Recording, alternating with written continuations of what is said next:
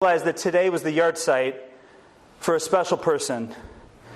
A person by the name of Yisrael Noach ben Yitzchak Matisyahu. Yisrael Noach grew up on the Lower East Side of New York. His family had immigrated from Israel.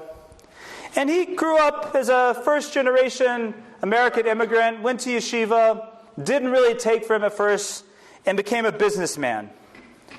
While he was traveling the country as basically a door-to-door salesman, he was in communities far and wide, in the 50s and the 60s, it struck him how disenchanted so many members of the Jewish community were. He would come into contact with Jews who not only didn't know anything about what it meant to be a Jew, but didn't care to know anything about what it meant to be a Jew. And after Yisrael Noach saw this in city after city and town after town, he said, you know what? Enough being a door-to-door salesman. I've got to do something about this. And he quit his job and he moved to Israel to try and figure out how he could make a difference in this pandemic that he saw happening before him of the Jewish people giving up on being Jews. And he went to Israel to try and figure it out.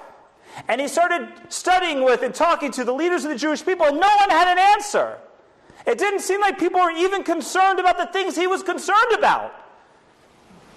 And his first attempt to do something was he said, okay, you know what I got to do? I've got to inspire the future rabbis of the Jewish people.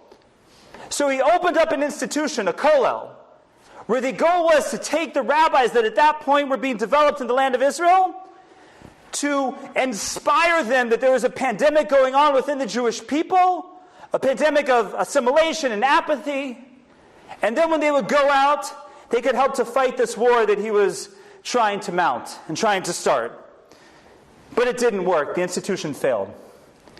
So then he said, okay, I'm not going to be successful in training rabbis, so I'm going to train students.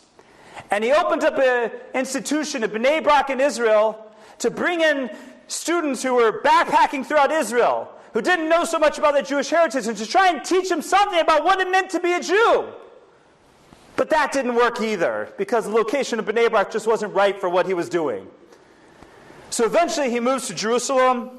He had already been at it now for 4 years. He had already built and started and failed 2 institutions.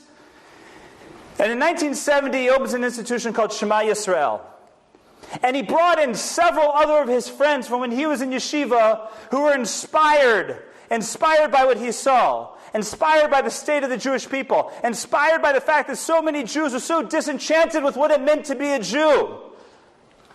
And the institution started to thrive and started to be successful. But 3 years later, the institution that he built from scratch, that he formulated, that he brought the partners into, they had a divergence of vision. And the 2 partners basically said, Yisrael Noach, I think it's time for you to leave. This is now the 3rd time. And he moves to the old city of Jerusalem. And he takes an apartment. And he tries to take whatever students he can, and only 5 come with him. And he opens up in an apartment in the old city of Jerusalem in 1974, and he starts to build.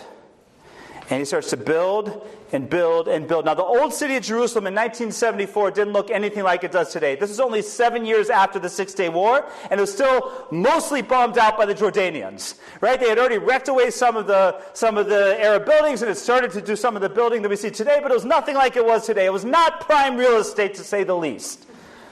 Yet he began to build. And he built his institution of Esha Torah into a place where in 2009, on this day that just passed, because today was his yard site, into an institution that had 25 branches on 5 continents. He created the Discovery Seminar, which was attended by over 100,000 Jews, all getting inspired by his ideas.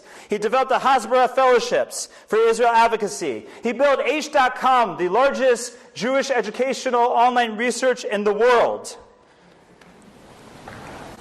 Would anyone have faulted him if after his first institution failed, he gave up? What about the second institution? What about the third institution he got kicked out of? At that point, if he had hung up his jacket and said, you know what, I'm done. It's clear to me this isn't for me. It's clear to me I shouldn't be doing this. And he had gone back to being a door-to-door salesman, we would never have an Aish Torah. We would never have an Aish.com. The tens of thousands of Jews that he inspired to come back to Judaism might not have ever made their way back to Judaism. But he didn't give up. He kept fighting, and he kept getting up, because he knew the anthem of what it means to be a Jew is Sheva Yipol Tzadik V'Kam. He had only fallen 4 times. He had 3 more to go. Because when a Jew falls, a Jew gets up.